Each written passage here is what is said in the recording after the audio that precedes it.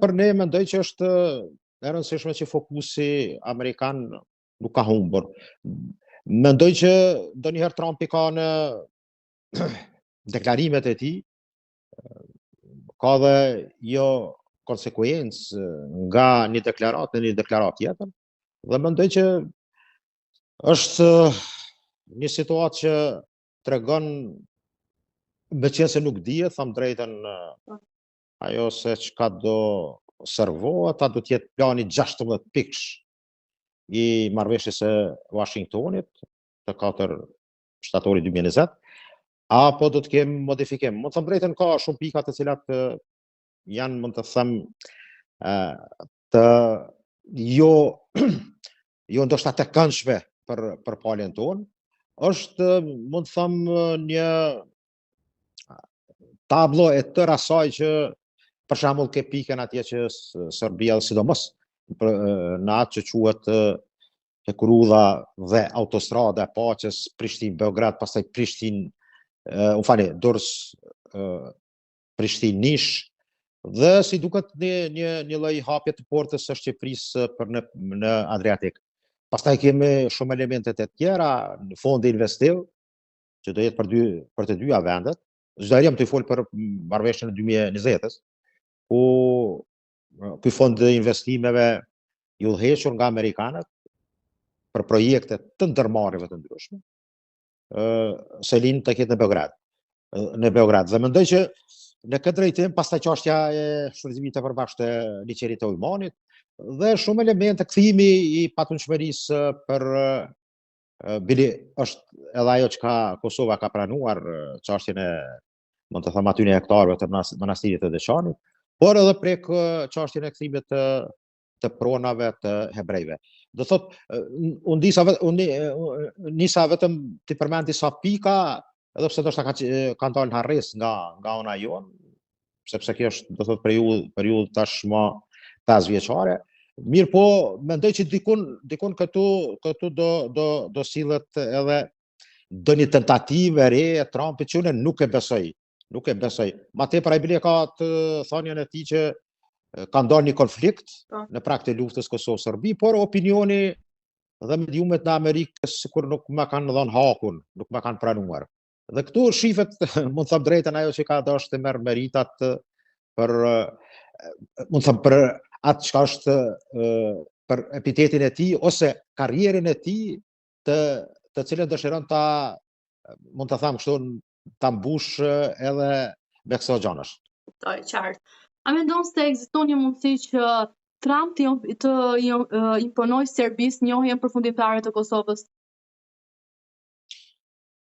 Thonë të drejtën, mund, por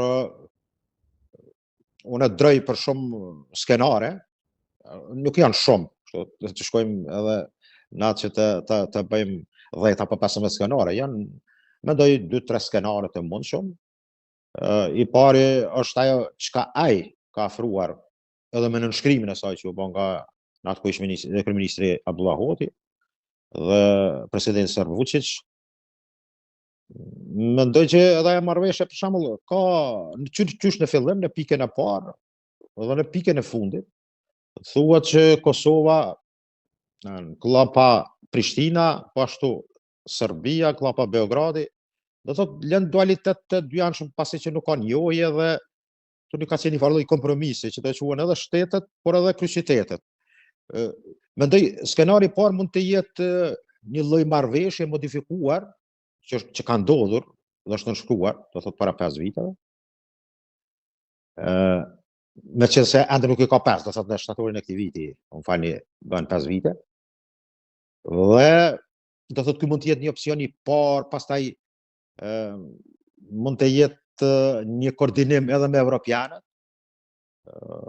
E dyta, që nënkupton, më falni, e para që nënkupton marrëveshjet të inkorporohen marrëveshjet edhe të arritura 2013 dhe 2015, por aneks marrëveshja e Ohrit ose plani franko-gjerman i Ohrit. Ky do të ishte solucioni i parë. I dytë, që do ishte ndoshta lloj befasie, gjitha janë këto, çfarë i them, hipotetike, ndarja ose më them shkëmbimi, më falni, i territoreve, që do ishte jashtëzakonisht dëshkuese për ne, nga se po që se preket veriu i Kosovës, mund të them gjithë ato resurse dhe pasuri, mund të them kështu, bota ka dhe krenohet dhe jeton me gjithë burimet e veta që i ka, siç janë mineralet e çmuara. Ne këtë pjesë e kemi të mbushur edhe me minerale, por edhe me një element tjetër që sot luftat në botë mund të jenë si pasojë e ujit. Dhe ne mund të them një kapacitet, një burim i tillë siç është Ujmani, do ishte jashtëzakonisht humbse për Kosovën. Do thotë, edhe pse një pjesa e Kosovës të ndorë atje, ose Lugina e Preshevës, siç e quajnë, mund t'i bashkangjitet Kosovës, dhe kjo mund të jetë, mund të them, solucioni i dytë ose skenari i dytë, që do ishte strategjikisht i disfavorshëm për ne. Skenari i tretë mund të jetë që në Ballkan të krijohen 3 fuqi, kroate, serbe dhe shqiptare. Do thotë bashkangjitja e Kosovës me Shqipërinë. Do thotë krijimi kulturave të reja, do thotë, por kjo nënkupton edhe shkatrimin e një shteti dhe funksionalizimin e një shteti, siç është Bosnia dhe Hercegovina, mund të ketë ndarje pastaj atje, dhe të jetë një enklavë bosnjako-muslimane në Bosnjë.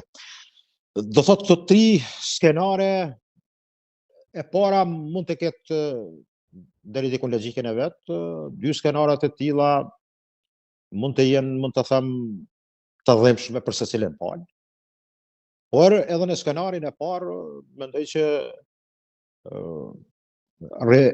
rregullimi brendshëm i Kosovës, sidomos me asociacionin, do të ishte një lloj bombe kurdisur për të ardhmen. Mendoj në 3 skenaret nuk jemi shumë në pozitë të mirë.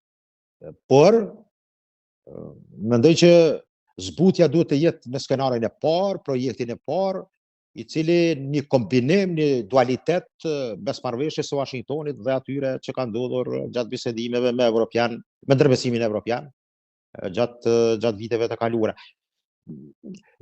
Do thotë, do kemi, sepse Trumpi është i paparashikueshëm, mund ta hedhë një ide dhe pastaj mund të sillmi rreth asaj ideje me 2-3 vite duke elaboruar, shkëmbyer akuza dhe kundërakuza, dhe do jetë, por kjo varet, mund të them, nga e gjithë ajo që do ndodhë në gjeopolitikën botërore. Ky do të jetë rangi i dytë, mund të them, ose i tretë, nga sa amerikanët janë, mund të them, sot jashtëzakonisht të ngarkuar me shumë procese që do ndodhen, që finalja mund të jetë pastaj nesër edhe në Indo-Paqësor me kinezët.